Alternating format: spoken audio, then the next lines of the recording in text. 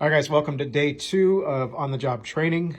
This technically would have been day 1, but we had some communication issues with yesterday, and we need to reschedule things and come in and do all these formalities then. But this first day was just an orientation day. It let us tour the terminal and pick up some of the things that we're going to need, such as a radio, charger, maps of the yard, train keys that let you into the locomotive, and signals.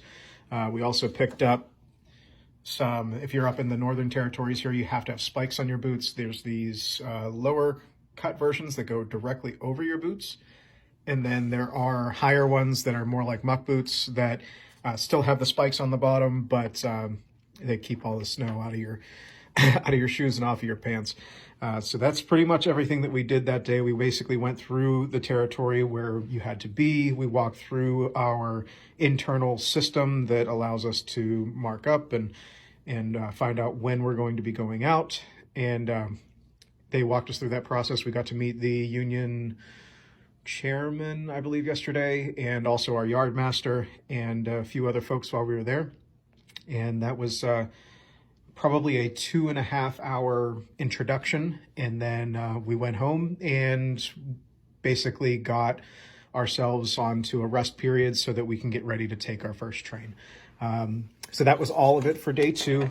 Just some of the on-the-job expectations. You guys can pause this if you want to read it. But essentially, it's just an overview of what corporate would like you to have done during your OJT. And during this process, it also makes sure that you're not just taking simple trains, that you're working all of the different options that are available in your yard so that you're well prepared for when you do actually mark up.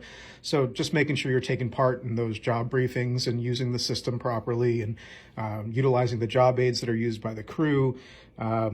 So we went through yesterday during that time as well, what trains from our particular yard that they would like us to get on so that we have experience with those trains.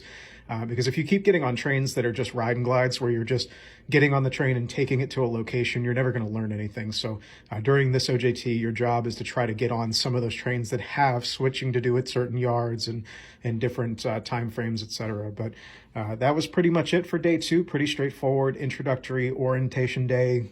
You know, here's where the bathroom is, new kid, you know, that kind of deal. But outside of that, that's pretty much it. Pick up your gear, head home, and start your 10-hour rest period.